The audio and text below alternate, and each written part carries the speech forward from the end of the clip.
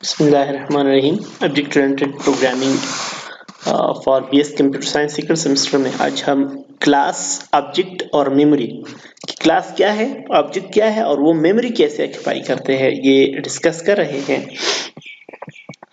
तो सबसे पहले जैसे कि पिछले लेक्चर में हमने डिस्कस किया था कि क्लास जो है ये एज अ ब्लूप्रिंट, एक नक्शा है। रियल ऑब्जेक्ट का क्या है? एक नक्शा है। सपोज जब हम घर बनाते हैं तो घर बनाने से पहले हम क्या करते हैं? एक नक्शा बनाते हैं। या जो गाड़ी होती है, हर जो गाड़ी होती है, लेट्स सपोज विड्स गाड़ी है तो विड्स गाड़ी का एक नक्शा है। तो अब उस नक्शे में हम क्या कहते हैं? हम डेटा और फंक्शन को कंबाइन करते हैं। लेट्स सपोज डेटा क्या है कि गाड़ी की कलर कौन सी होगी, गाड़ी की टायर्स कितने होंगे, गाड़ी में सीट्स कितने होंगे, गाड़ी जो है वो मैनुअल है या ऑटोमेटिक है। अब उसकी फंक्शंस क्या है? ब्रेक लगाना, गियर चेंज करना वगैरह वगैरह। तो पहले हम ये नक्शा बनाते हैं कि मतलब गाड़ी की कलर क्या होगी, ये ठीक है।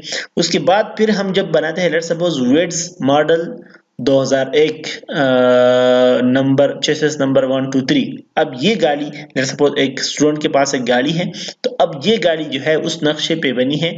ये गाड़ी अब जो फिजिकल फॉर्म में मौजूद है, अब ये क्या है? एक ऑब्जेक्ट है। ऑब्जेक्ट है जो हमारे पास, it is an instance of a class. Class का एक इंस्टेंस होता है, एक मेंबर होता है। और ये जो ऑब्जेक्ट होता है, ये डेटा और मेंबर फंक्शन, क्लास के डेटा और क्लास के मेंबर फंक्शन को यूज कर रहा है। क्लास हमारे पास एक एब्स्ट्रैक्ट एंटिटी है और ऑब्जेक्ट इज अ कंक्रीट और फिजिकल एंटिटी। क्लास जो हमारे पास एक ख्याली सा एक एंटिटी है, ख्याली चीज है, लेकिन ऑब्जेक्ट जो है इस ख्याली चीज की बुनियाद पे बनी एक फिजिकल या एक कंक्रीट चीज है। ठीक है। अब आपको पता है कि जब भी हम कंप्यूटर प्रोग्राम लिखते हैं तो कंप्यूटर में जो भी चीज हम स्टोर करते हैं वो मेमोरी ऑक्यूपाई करते हैं। तो हमारे पास जो क्लास है, class itself does not occupy too much memory. Class हमारे पास इतनी मेमोरी नहीं लेती। लेकिन when object are created they acquire memory for its data member। जब हम ऑब्जेक्ट क्रिएट करते हैं तो हमारे पास वो हर डेटा मेंबर्स के लिए क्या करते हैं? हर ऑब्जेक्ट हर डेटा मेंबर के लिए डेटा ऑक्यूपाई करते हैं। ठीक है। जो हमारे पास जो क्लास का जो मेंबर फंक्शन होते हैं वो तो मेमोरी में पड़े होते हैं, बस सिर्फ एक ही बार क्रिएट हो जाते हैं और फिर दोबारा हर ऑब्जेक्ट के लिए अलग अलग मेमोरी ऑक्यूपाई नहीं करते हैं। ठीक है। एक सेम फंक्शन होता है लेकिन हर ऑब्जेक्ट के लिए बार बार हम इनको कॉल करते हैं। ठीक है। तो इसका एक नक्शा मैंने इधर बनाया है। हमारे पास क्लास में क्या होते हैं? डेटा मेंबर होते हैं और मेंबर फंक्शन होते हैं। लेट्स सपोज क्लास में data member d1 d2 up to dn है। क्लास में member function function 1 function 2 function up to n functions है। तो हमारे पास ये जो क्लास का एक नक्शा हमने बनाया है, ये वाला, ये क्या होगा? ये क्लास का जो नक्शा है ये मेमोरी में पड़ा होगा। लेकिन जब मैं ऑब्जेक्ट obj1 क्रिएट करता हूं तो ऑब्जेक्ट obj1 क्रिएट करने के बाद क्या करेगा? डेटा d1 के लिए मेमोरी लेगा, d2 के लिए अलग मेमोरी लेगा, d3 के लिए अलग में, dn अप टू dn जितने भी डेटा मेंबर्स हैं उनके लिए मेमोरी ऑक्यूपाई करेगा। लेट सपोज ये इंटीजर है तो इसके लिए 2 बाइट्स ऑक्यूपाई करेगा। लेट सपोज ये इंटीजर है जिसके लिए 2 बाइट्स। लेट सपोज ये फ्लोट है तो इसके लिए 4 बाइट्स ऑक्यूपाई करेगा। तो ये ऑब्जेक्ट मेमोरी में 2 + 2 + 4 8 बाइट्स ऑक्यूपाई करेगा। ठीक है। अब जब मैं एक और ऑब्जेक्ट क्रिएट करता हूं obj2, तो ये फिर क्या करेगा? अगेन इन डेटा मेंबर्स के लिए मेमोरी क्या करेगा? रिजर्व करेगा। और जब मैं obj3 एक ऑब्जेक्ट क्रिएट करूंगा तो ये फिर अगेन इन डेटा मेंबर्स के लिए d1 के लिए, d2 के लिए और df to dn जितने भी डेटा मेंबर्स हैं उन सब के लिए मेमोरी क्या करेगा? ऑक्यूपाई करेगा।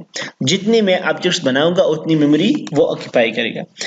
डेटा मेंबर्स, अब पहले मैंने कहा था कि ऑब्जेक्ट में क्या होता है? ऑब्जेक्ट में हम कंबाइन करते हैं डेटा मेंबर और मेंबर फंक्शन।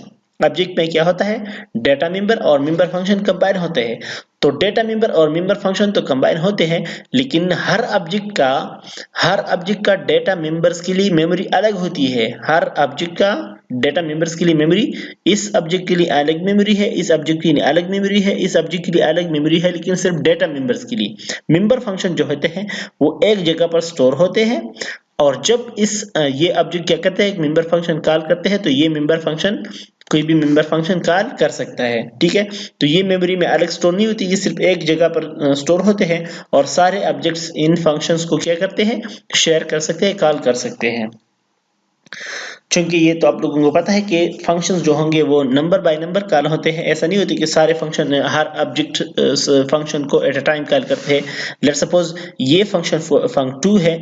लेट्स सपोज अगर ऑब्जेक्ट 1 इसको कॉल कर रहा है तो उसी वक्त ऑब्जेक्ट 2 इसको कॉल नहीं कर सकता।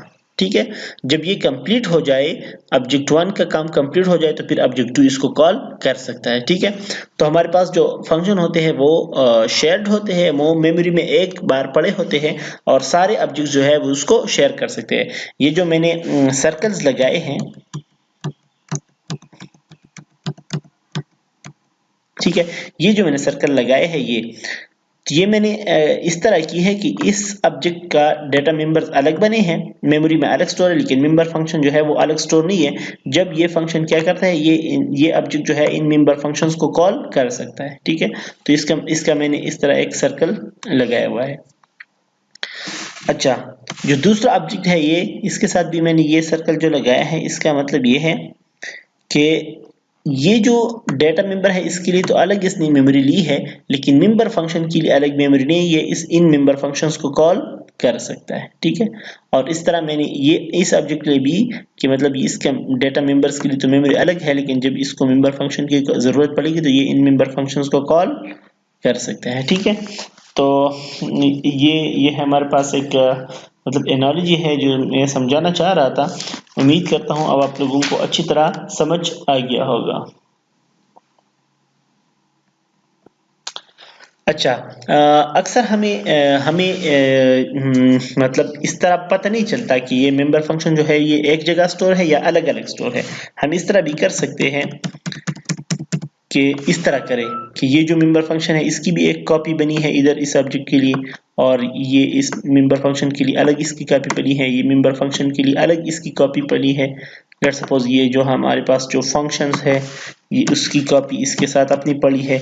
हमें इस तरह दिख रहा होता है। ठीक है,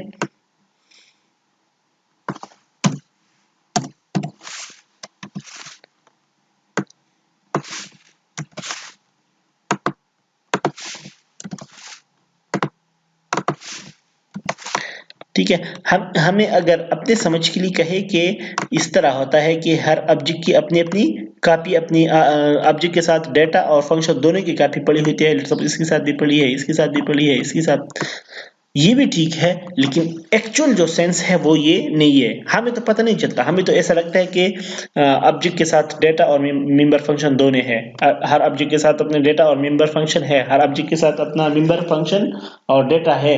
लेकिन जो सही तरीका है, जो कॉन्सेप्ट जो है वो ये है कि मेंबर फंक्शंस जो है वो एक जगह पड़े होते हैं, हर ऑब्जेक्ट के साथ अलग अलग नहीं होते, और मतलब इसको हम क्या कर सकते हैं, कॉल कर सकते हैं इधर से। ठीक है, जो ट्रू सेंस है वो ये है।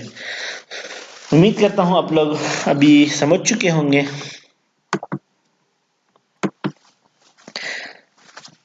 तो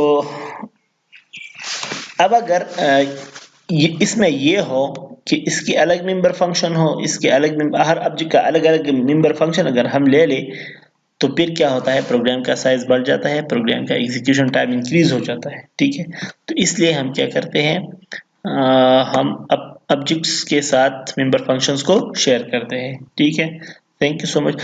अब मैं उम्मीद करता हूं कि आप लोग इसको रॉबर्ट लेफोर की जो बुक है, रॉबर्ट लेफोर, पेज नंबर 247 पे आप लोग इसको जरूर पढ़ेंगे। ठीक है, थैंक यू सो मच। कोई भी मसला हो तो आप लोग मुझसे किसी भी वक्त पूछ सकते हैं। अल्लाह हाफिज।